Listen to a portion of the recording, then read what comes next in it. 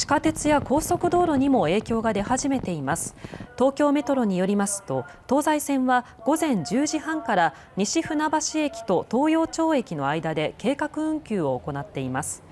解除は今日中を見込んでいますが、具体的なめどは立っていません。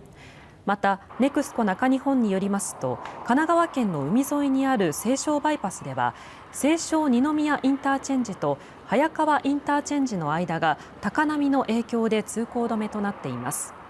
また、東京湾アクアラインも強風の影響で上り下りともに通行止めになっています。